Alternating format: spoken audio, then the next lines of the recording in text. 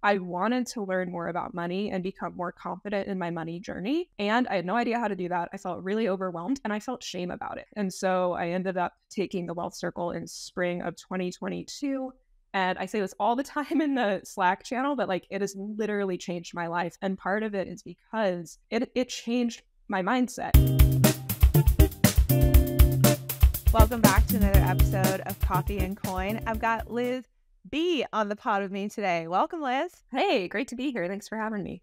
I am very clear to say Liz B because we also have a Liz P at Factora who you work with. And before we get your kind of intro and story so that we can get into this Net Worth Diaries episode, I do just want to share that Liz B works with Factora. She has gone from taking a wealth circle to facilitating a wealth circle to becoming the facilitator manager of all the facilitators who help out with the wealth circle. And so it's been really cool to watch your evolution and your continued commitment to both your personal financial progress, but also to our community, because I think you would probably agree that the community is such a wealth of knowledge and it's such a real and thriving community, but you get back what you give. And so you're someone who's very active in the community, and maybe at some point in the episode we'll talk about whether you've met people or done different things via the community. I know I spoke at a live event in Austin this week and someone came up to me and they were like, "The Wealth Circle is the gift that keeps on giving. I'm starting a business. I found my first customer through there. I still have my accountability partner 2 years later. I look for new ones." And so, yeah, welcome to the show. And thank you for being such an awesome member of this Wealthy Women's movement. Absolutely. It's great to be here. Okay, so do give us a little bit of life context. Who are you? Where are you? And what do you do to make money? Yeah, awesome. So I'm Liz. I recently moved to Canton, North Carolina, which is about a half hour west of Asheville. And I am an artist. I run a creative business that's just under my name. I do creative business coaching for other creative women who are starting their businesses. And I also do illustrations that I sell online, collaborate with companies, murals, all that good stuff. Amazing. I'm already interested in just what of those different pursuits brings you the majority of your income. Yeah, within the business right now, the majority of the income is through my signature coaching program, which I run twice a year, and that's called Thrive. So I've really shifted in the past year and a half to focus mainly on coaching and education. It's something I really love. I love connecting with other creatives in that way. I've been in business for about 6 years now, and the first 3 were mostly focused on selling my own art, really learning the ropes, and now I'm really focused on helping other women do the same. Isn't it amazing how obvious it becomes after you learn something that all you want to do is share it because you want someone else to have those breakthroughs? Like, you're kind of describing my experience with Factora. I was like, this is so possible. I can invest. I did it. Now I got to show all the other women that they can do it. And that was so similar to how I felt after I learned how to negotiate my salary and earn more money. I just turned around and started telling my friends, and I literally fell into becoming a salary negotiation coach, only to figure out the more important line of work is not just making the money, but keeping and growing the money. So you don't always have to go out and work so hard to make it again. But okay, that's awesome. So you teach creative women how to like launch and thrive in their creative businesses. Yeah, and we really look at it from the perspective of that word. It is called Thrive because of that. It's looking at everything I describe about business and your lifestyle is through the lens of nature, thinking about an ecosystem. So it's really about building a creative business that you love, but that also serves a thriving lifestyle. So a lot of the people I work with, similar to me, have goals of location freedom, time freedom. So we're really looking at how to build businesses that make you want to get up and be stoked for the day ahead. Businesses that serve other people, serve your life. So yeah, I really work with women in that early stage. So some women have already started their business, but they're looking to grow it. Other women just have the idea and they're finally ready to bring it to life. I love that. I also believe so much in the power of coaching. Coaching was not something that I involved in my business life until probably 2.5 years in, when I was well past my ability to get up and feel inspired. I was so burnt out, and the coach really, I'm just such a big fan of coaching now. Obviously, it depends on getting a good coach and the right coach for your needs, but I was very, very fortunate to find who I call my earth angel and still work with over 2 years later. Um, and have that third party objective but experienced person to help you basically deal with your thoughts, because I'm starting to realize now, the older I get, that humans, and I understand that this is part of our general makeup and something that we have to try and transcend, and it takes a lot of work to do, but we end up in our own thought prisons. Like, your perception of the world is effectively your reality. So how do you perceive the world in a way that makes your reality good, like more positive than negative? And I'm not here to say that my life got 100% positive. I just don't think life's meant to be all good, all happy, because if you didn't have the bad and the sad and the hard, how would you even know when you were in the good and the incredible and like the inspirational moments? But I digress. So how did you find Factora? Because you've been doing this business for 6 years, and I do think it's worth pointing out that we definitely have a lot of entrepreneurs in the community, but it's not the bulk. I would say our more common profile is the woman working a W-2 job, oftentimes in the tech sector. And we have everything else, but that's like the core. So I have a lot of, even at this event this week, which was 95% small business owners, they were like, is this a good course for small business owners? And I was like, yeah, I really think it is. But I want to be clear, it's not a business finance course. It's a personal finance course, because if you don't feel comfortable and effective with your personal finances, it is going to degrade your business. I truly believe that, because it will cause stress to leak over onto your creative motivation, all of those elements that you need to be a good business owner. So where did you hear of Factora, the Wealth Circle? Why'd you decide to do it? When did you do it? I don't think I know this story. Yeah, I love this story, actually. So I can't remember what time frame I first heard about y'all, but to give more context, the first 3 years of my business, I was working 3 part-time jobs simultaneously while I built my business to make it work, to bring it to life. So I was working in the farm industry.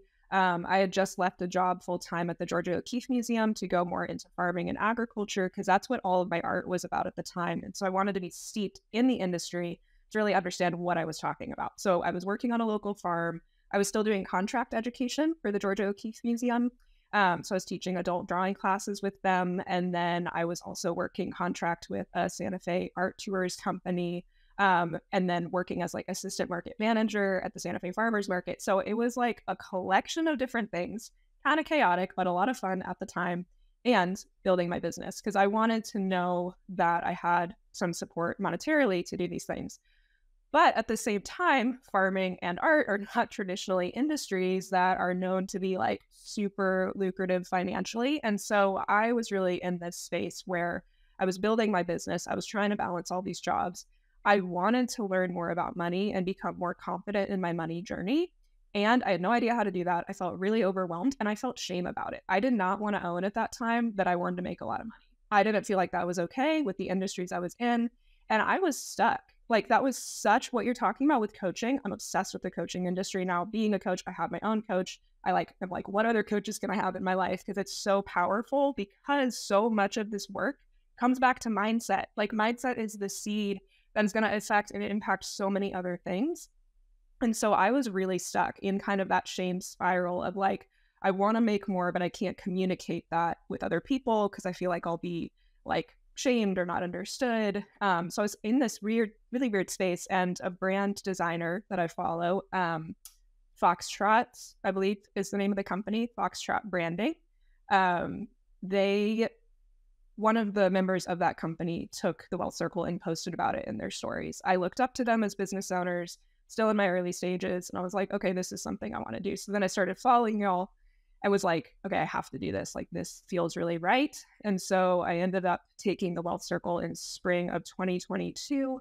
And I say this all the time in the Slack channel, but like, it has literally changed my life. And part of it is because it changed my mindset. It allowed me in these breakout groups during the program where I had to get vulnerable sharing my numbers. It was this really interesting double-edged sword where I felt shame for not making enough, but I felt shame that I wanted to make more. That was kind of my starting point. And being in these rooms with women who are in the tech industry, who are making significant salary, gave me permission to say, oh, okay, I can make more. I need to make more. This is okay. And here's people who show me what's possible.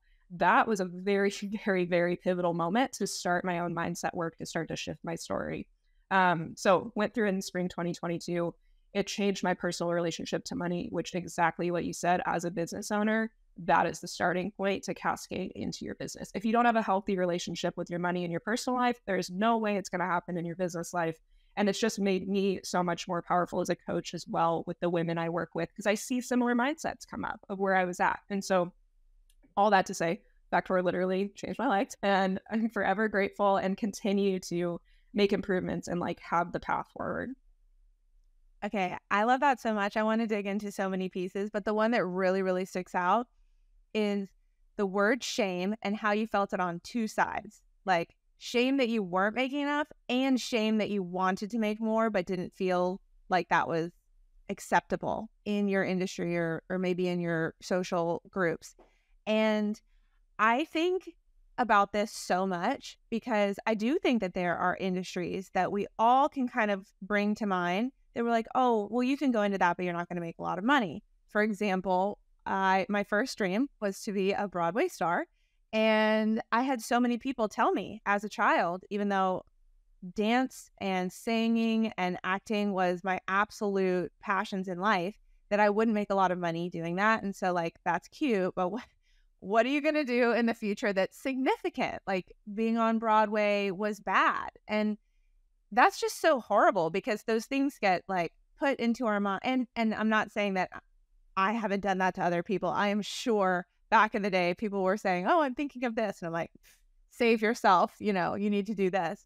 But I think every industry, there are breakthrough people who make a lot of money. And so if we can almost use that as our inspiration to be like, no, you can make a lot of money as a Broadway actor, actress, and do a podcast and do film and like there are just so many opportunities, and we don't have to set ourselves back with this money belief that either it's shame in making too much or it's shameful to like make too little and want more. And so I'm just glad you brought that up because I think that there are so many women who feel that way. And interestingly, we have a scholarship program at Factora, and it is for women, any identifying as a woman person who is older than 18 but makes under a $60,000 household income. And what's really interesting is we've had plenty of women who do make under $60,000 household income who just buy and take the Well Circle on their own. But when we talk to the women who are going to come in from the Rising Tide Scholarship, we're like, you're going to be in a room with people who are going to say they make a lot more than you. Are you okay with that? And you know that they're really great for the program when they're like, I need to see that so I know what's possible for me. That is a growth mindset. That is all you need for Factora to work for you. Everyone has a financial life. Like there's no one who's come into the Well Circle who doesn't have a checking account, a savings account, some sort of experience with investing, whether it was a retirement account or a family member who did something. Even if there was nothing stock market related, maybe they had someone in their life that they saw make a lot of money from a business and it provide generational wealth and they're interested in that. Like we've all got money around us. So as long as you are willing to open your mind and have a growth mindset, you can remove shame. Well, you can look at shame, process shame, and then remove it if it's not serving you. Okay, so yeah, I just wanted to dig into that one because I think it's really huge and there are so much negativity around money, from shame to overwhelm to confusion to like imposter syndrome that you can be or should be investing. Like I know a lot of women think, oh, it's kind of like gambling. I'm not willing to do that. Savings is what I'm comfortable with. And I just don't want them to set to hold themselves back by believing those mindset limitations, because those are all limiting beliefs that really do set you back. Okay. Let's see. What else did you say in your story that was so interesting? Well, just that you were with 3 part-time jobs while launching your business. I honestly cannot even imagine. I hear stories like that and I'm like, women really can do it all. Like, I just can't even put my brain in more than 2 places. And so when I started Factora, I gave myself a goal to like sell a certain amount of Well Circle spots before I could quit my full-time job, because I just couldn't live in both of those worlds. I was so dedicated to this. It felt like I was literally creating a life. And I needed all of my like blood, sweat, and tears to do it. So how did you, if you did, tailor off some of those jobs to go full into your business? Yeah, it was a combination of multiple things. So much of my life is guided by intuition and practicality, but intuition is a huge driving force of a compass point. And so a lot of leaving the jobs that I was working came from just this internal space and this internal knowing that it was time. But I do want to note that that came over time. Sometimes intuition is like, okay, you feel the hit, take action now. For me, it's like, okay, I feel the hit, I'm going to sit with that. I'm going to listen to that. I'm going to dig into that. I'm going to reflect on that. I'm going to be smart about this. So when I left my full-time position at the O'Keeffe Museum, which was an awesome job, love that love that space. When I left there, it was because I had lived out that dream in my life. And that was a dream that I'd had since I was a kid. It came true. And it took me a while to accept that that phase was over and it was time to enter into building the business, starting to farm, this whole different lifestyle. So that was from intuition. But as I was balancing all the jobs, a lot of it was natural because it was seasonal work or it was gig work. And so it was like piecing it together. The moment that happened was after 2 seasons at the farm, I let that go because of intuition. And it was like the hardest work I've ever done, the most fulfilling work in some ways that I've ever done. I have so much respect for farmers. And after 2 seasons, I knew I was done. And so I just kind of started peeling back slowly, like these slow steps of peeling back these other jobs. And it was in 2020, actually, the fall of 2020. So after the pandemic had hit, and I had recently become a top teacher on the Skillshare platform, and that just really took off. And it took off to the point where it was kind of this crux of like, okay, I'm in a position where I could lean into this full time, even though it's very, very minimal, but I had been living frugally. So I was like, I can do this, or I can keep going and trying to balance both energies. But just like what you said, I knew at that time I wanted to give all my energy to the business and see how that went. So I quit my last part-time job and went full in fall of 2020. And the next year I doubled my revenue. And again, still wasn't taking home a lot, but just looking at kind of not that risk. I don't like thinking about like unthought through risk taking necessarily, but just trusting yourself, looking at the numbers, asking what's possible. And also like I was young enough where I could take a little bit more of a risk and ask like, would this be worth it for me? Will I regret not trying this full time? So I've been full-time since then. And Allegra, like I'm just somebody who loves to have my hands in multiple things. So now that I've landed in North Carolina, like I love my business. That's my full-time income. That's my main income. It's my main passion. And as you mentioned, I'm facilitator manager with Factora because I'm passionate about it. I love it. And I pick up gigs at my friend's food truck because these other lines of work for me are so different than what I do in my business that it actually keeps me really engaged in my business. It gives me ideas.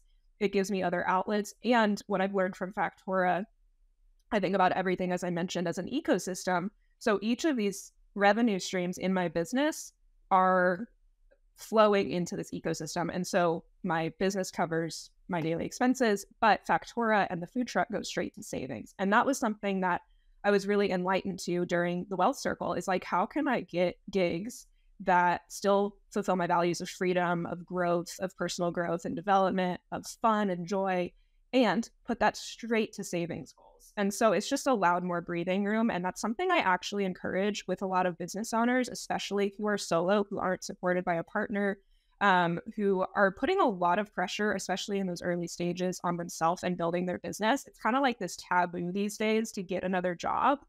But I always encourage, like, if that's going to fuel your ecosystem, like, how can your job actually be an asset to building your business? How can you use what you're getting from that security to build a business you actually want, not something that's from desperation? And so also the flip side of that is you've been in business for 5 years. Maybe you're a little bored. You're looking to reinvigorate it. You're looking for a little more stability. Something in your life has changed. We live in seasons. Cool. Like, you can always add something else in that is going to give you quicker progression towards your goals, quicker clarity in your business, just joy for the sake of it, So even though I like left behind the 3 part-time jobs while building my business, now suddenly I have 2 part-time kind of gig jobs that I really love. And that's always the question mark for me now is like, is this still adding to my ecosystem? Is this still adding growth and joy and living life fully? Those are some of my values. And can I still balance it? And that ebbs and flows. And there's some seasons where I can't, and it needs to be adjusted.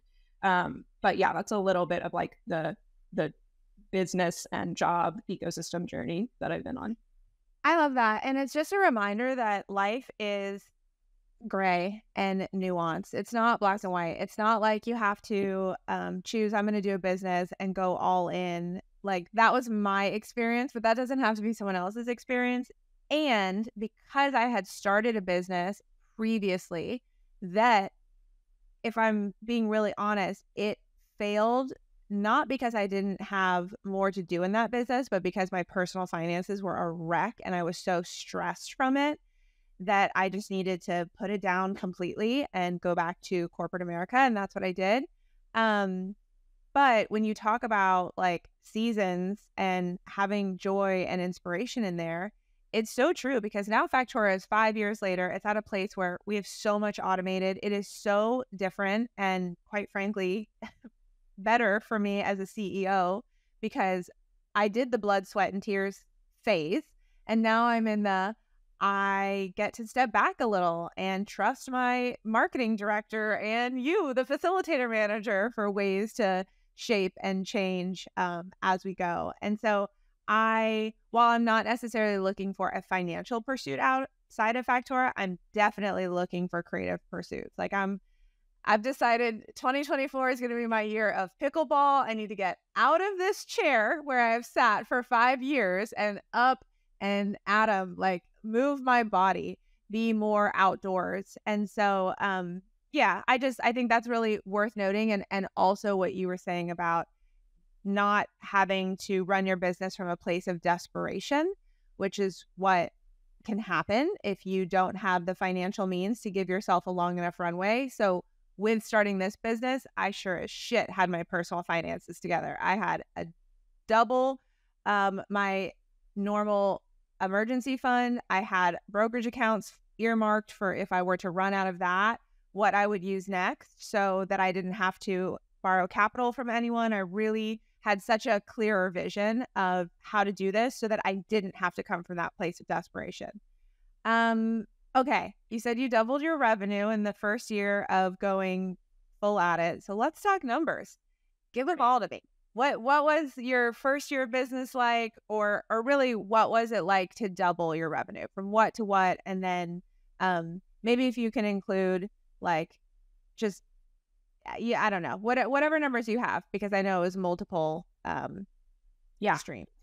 Totally. Yeah. And I can look back and then share recent wins too, because I actually just doubled it again since taking the Wealth Circle. And again, like, this is big moves for me. And that's something I want to touch on, is like, you all say this all the time in the course, is that personal finance is personal. So like, when I share these numbers, to some people, it might not seem like a lot, but like for me, I like totally honor the journey I'm on, that this is a lot. And like, it's super exciting to like reach your own personal next levels, knowing you can do that and knowing you can do it again.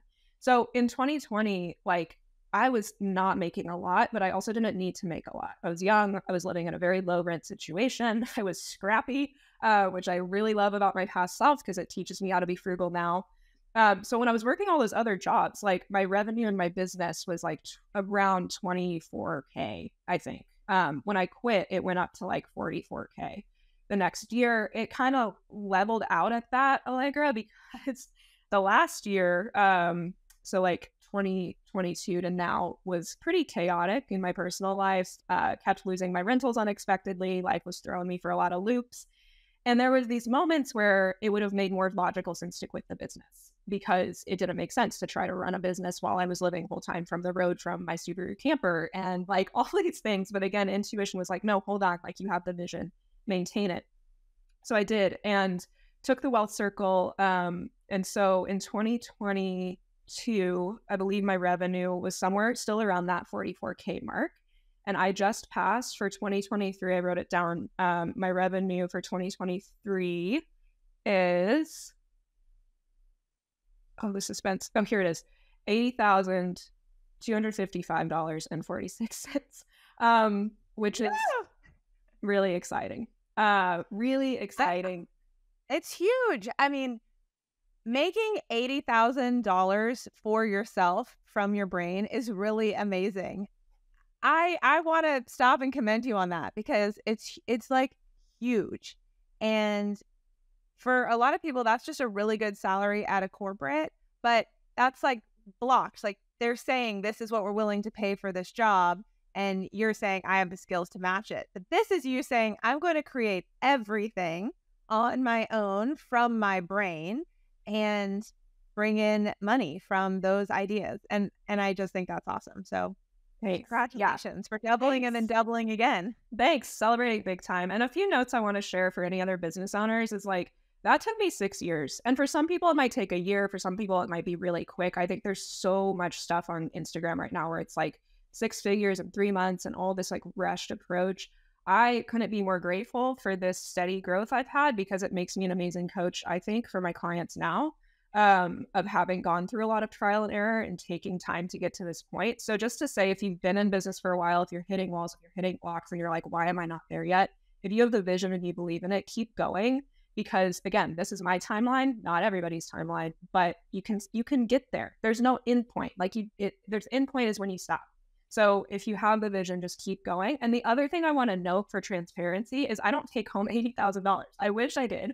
But that's revenue. So like, that's the revenue from my business. The way I operate right now is I'm actually taking home slightly less than half because I'm being really conservative in this growth. I don't want to just take home exactly half, but usually I take home about 50% of the revenue.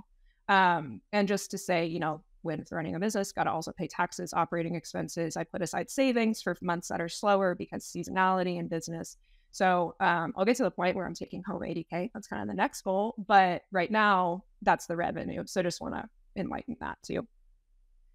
I love it. Okay, let's dig into more numbers. So what about your net worth? What was it prior to the Wealth Circle? What is it today? And what are some of the biggest changes you've made just financially? Yeah, totally. So at the start of the Wealth Circle, my net worth was $177,696, which is pretty great. And my net worth now is $205,380.60. And all about those cents, they add up. But what I want to touch on here is one, my goal was by the end of this year, by the end of 2023, to hit 200,000 net worth. And I wrote it down, like I learned, and I shared it, I think, in the community as one of the goals. And without even, I think there's so much power here, Allegra, of like, I've seen this with the members of the community too. You write something down and maybe you don't even look at it. Like you've forgotten that you shared it. You've forgotten that you wrote it down. And then it happens and you're like, oh, I set that intention. And that's what happened with this, where I checked, I did my little net worth date that I do once a month with myself. And it was like early December. I was like, oh, I hit it like a month early. You know, it's just like this amazing power that comes from declaring your focus point, your compass. One thing I also want to note is, okay, like I started the Wealth Circle with 177, roughly $1,000 net worth. Now it's just over 200,000, but there was a big dip in between those two numbers. And like, even just a few months ago when I was chatting with the team, I was lower than 177,000. So like, the reason I share this, I think I was like at 158,000. I like dipped a lot and I looked at that and it was because of my life circumstance, because of being on the road, a lot of chaos and then moving. I also made big business investments that were aligned. Like there was a lot where I spent the money. In the past, before Wealth Circle, I would have been like shamed or not shamed, but I would have shamed myself on spending that money. I would have been unconfident in spending that money. But because of what I learned in terms of values-based spending, I was like, yeah, I know the reasons I'm spending this. I know what I'm going to do with it. And I trust myself that I'm going to make it back. And I have a plan to do so. So earlier this year, I think it was like February, March, like somewhere around there, it was like 158,000. So it took a dip and now it's back up and more than I had when I started Wealth Circle and surpassed my goal for this year. So just to say, like, the financial journey is not linear. I can get black and white brain where I'm like, we're going from A to B. And if it's anything else, we're wrong. But just remembering that there are dips, there are moments where your net worth is going to fluctuate. But as long as you keep your eye on the horizon and where you're headed, you're going to get back on track. I love that message so much because I say in the Wealth Circle a lot, it's not always up and to the right. Like, that would be nice, right? But I'm not in charge of how the stock market performs. And I'm not in charge of how the Austin real estate market, where I have my real estate portfolio, is going to perform. Like, sometimes it's a hot, sometimes it's not. And so things are going to dip. And what is important, and I do think that women walk away from the Wealth Circle with this understanding, is that there's a value of something, and then there is when it's realized, gain or loss. And it's never realized until you take it out, until I sell the house and the market tells me what it's for, or until I sell out of my stock market investments at a certain price. Otherwise, like, let it dip. It's okay. What we need to do is, to your point exactly, be focused on the horizon and where we're going. And it's not a straight line from here to there. And the dips and dives is what's going to make us stronger, better, more confident, both investors and just stewards of our money. Because, like, spending on life is imperfect. Who can spend on life perfectly? What is perfect? Like, you have different interests than I do. You live in a different state than I do. Like, we have different life expenses. So I'm really glad that you shared that, because I had the same thing. I was telling everyone, like, oh, I hit 1.1 million, and then it fell right down under the it was like 950. And now I'm back up, but it's going to be like that again and again and again. As you grow, you're going to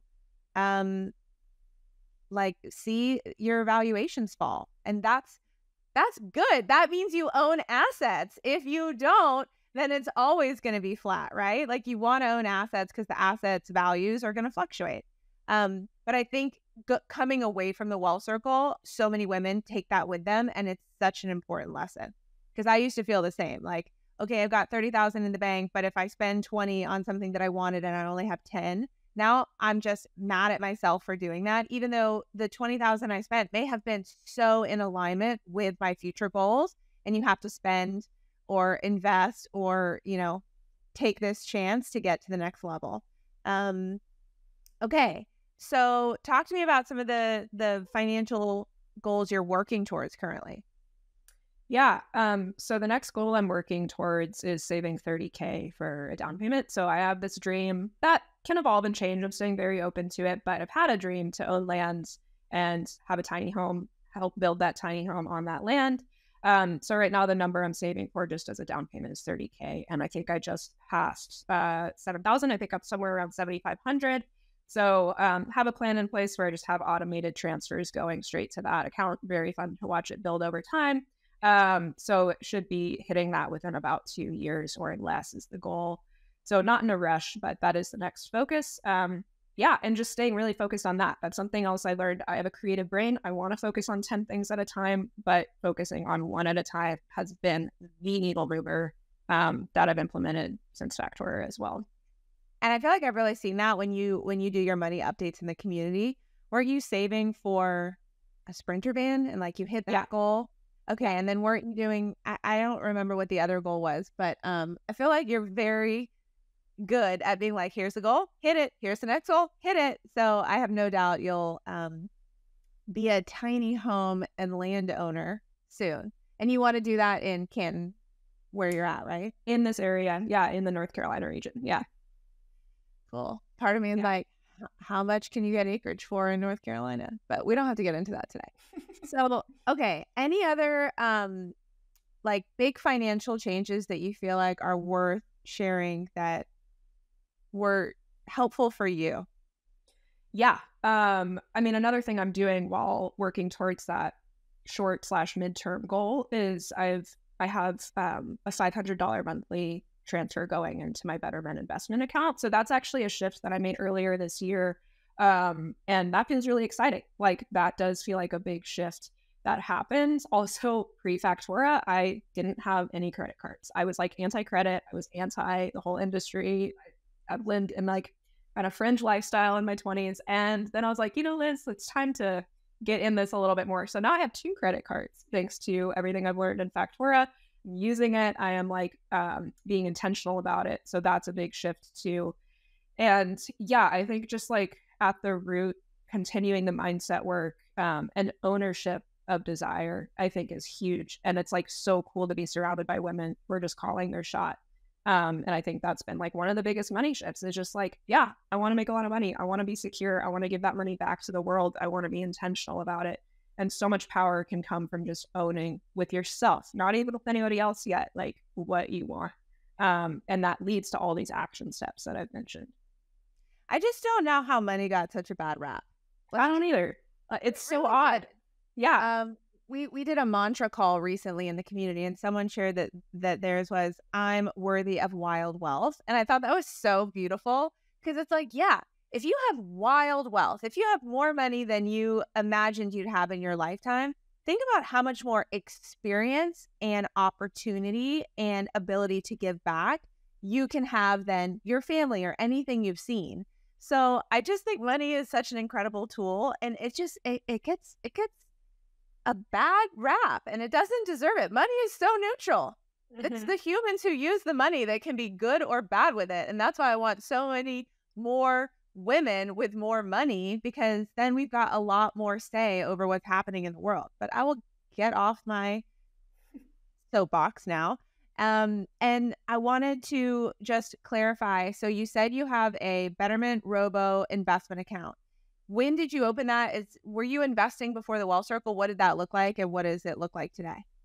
Yeah, so one of the reasons I actually did the Wealth Circle is that I was fortunate that my dad is really into stocks. My granddad was really into stocks. So I was gifted a handful of individual stocks that are just like in this portfolio sitting.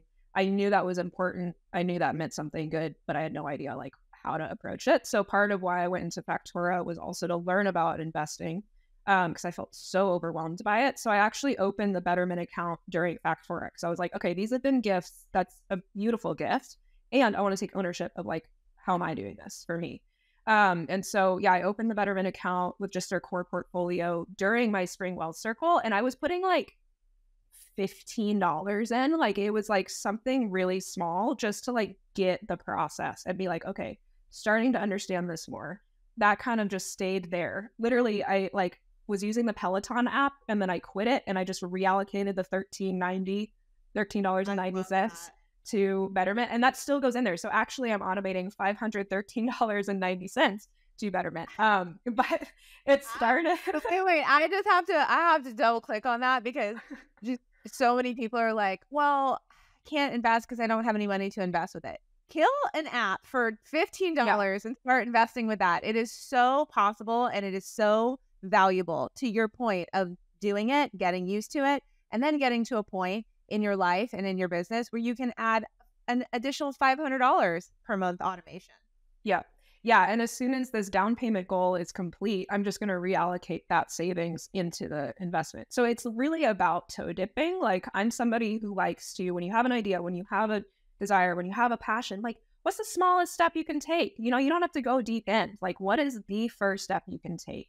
And maybe that's opening a high yield savings account. That was my first step in Factora.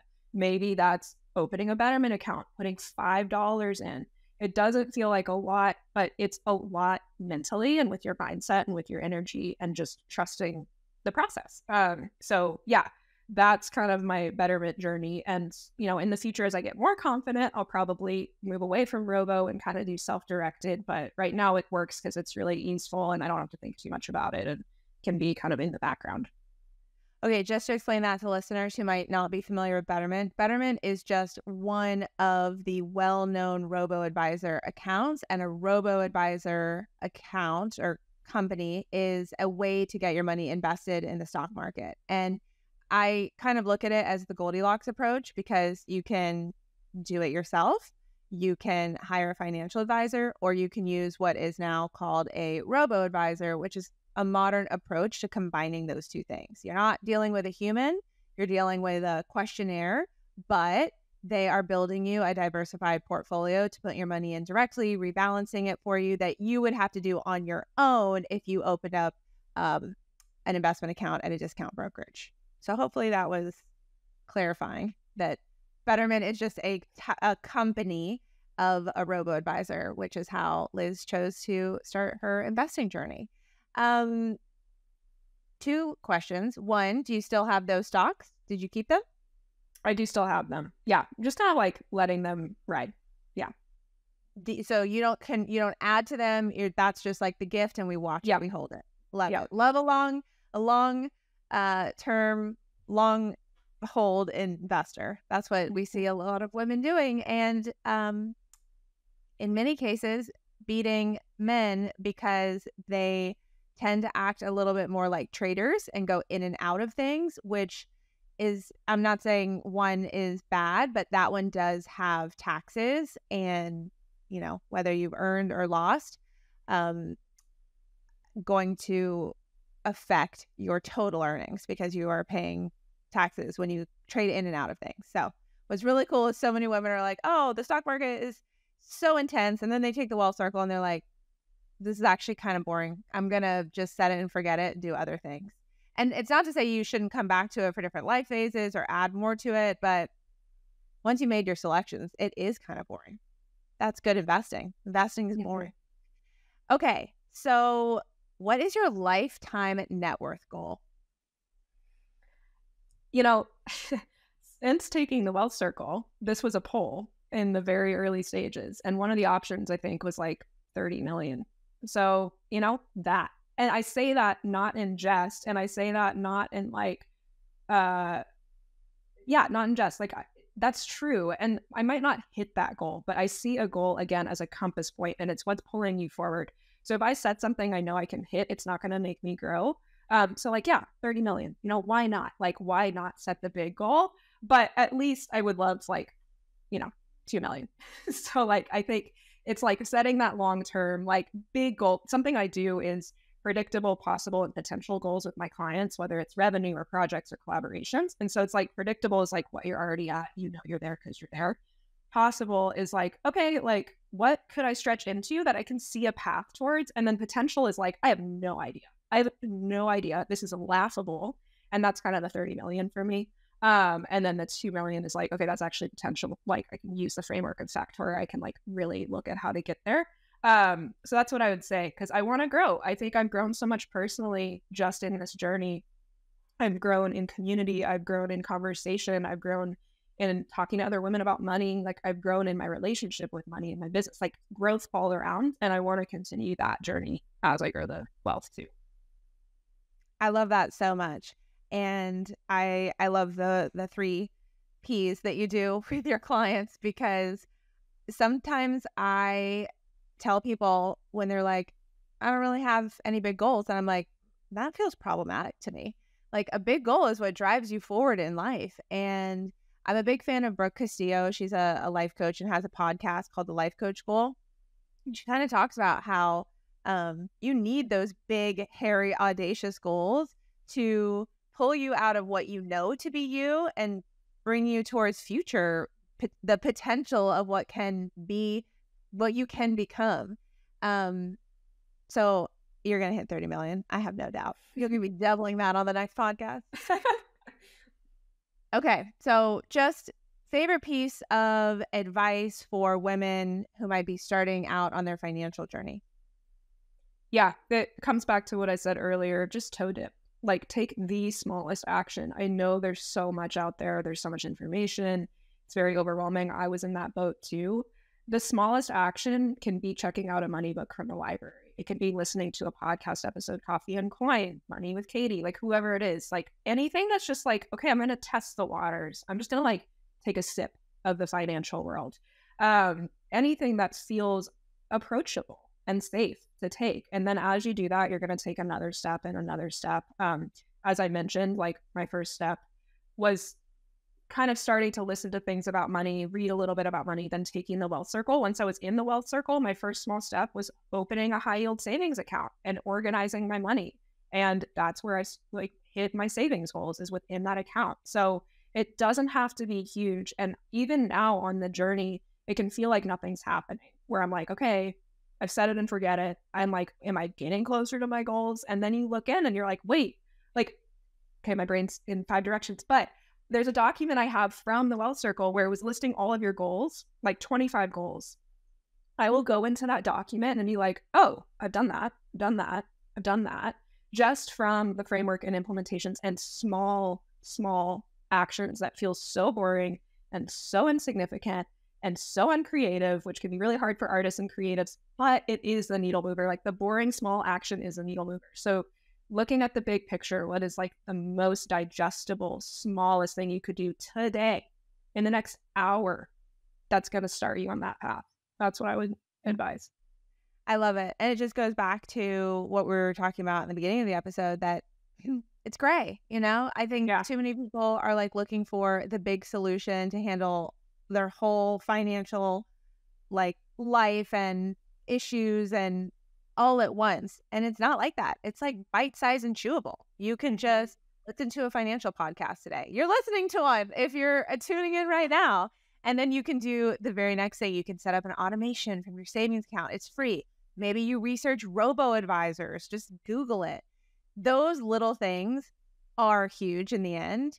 And I guess the one thing I'll couple that with, and it's what I think is our special sauce, but definitely not secret sauce at Factora, is just actually doing it in community. Because it's one thing to be like, hey, brain, I need to open a high yield savings account. And it is another thing to call up your friend after this episode and be like, hey, Biffle, that's my abbreviation for best friend for life.